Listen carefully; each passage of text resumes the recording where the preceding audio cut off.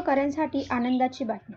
स्वातंत्र्य दिनाच्या शुभदिनी कोपरगावकरांच्या सेवेत दाखल भव्य Raymond showroom. Kopargaon Yeola road, Rachana square, Nagar Manmad highway touch Kopargaon. रेमंडच्या ब्रँडेड व नावाजलेल्या कंपनीचे सर्व प्रकारचे कपडे आता एकाच छताखाली.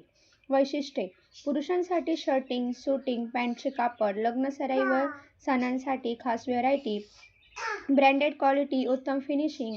एकदा अवश्य भेट द्या आणि फरक अनुभव करा. रेमंड शोरूम दाखल झाले आपल्या कोपरगावात.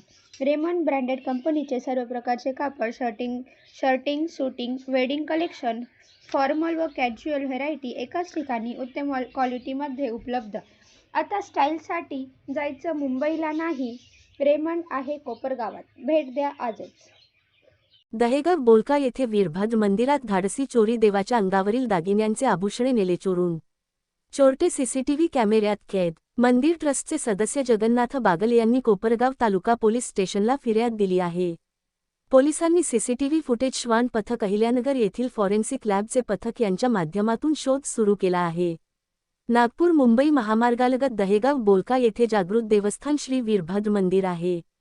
गुरुवारी दिनांक ऑगस्ट 26 पहाटे 3च्या सुमारास दुचाकीवरून आलेल्या दोघांनी अंगात होडी व तोंडाला रुमाल बांधून मागच्या दरवाजाने मंदिराच्या प्रांगणात प्रवेश केला. मुख्य दरवाजाची पितळी कडी टॉमीच्या सहाय्याने तोडून त्यांनी मंदिरात प्रवेश करून आभूषण चोरून नेले. हा सर्व थरात सीसीटीव्ही कॅमेऱ्यात कैद झाला आहे.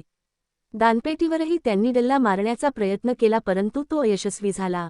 यापूर्वी देखील गोदेगाव येथेही मंदिर तोडण्याचा प्रयत्न केला होता, परंतु गावकऱ्यांनी मंदिरास मजबूत लोखंडी दरवाजा बसवल्यामुळे तेथील त्यांचा बेत असफल झाला. त्यामुळे त्यांनी दहेगाव येथील श्री वीरभद्र मंदिरात चोरी केली असावी. पोलीस याबाबत शोध घेत असून गावकऱ्यांनी याबाबत हळहळ व्यक्त केली आहे.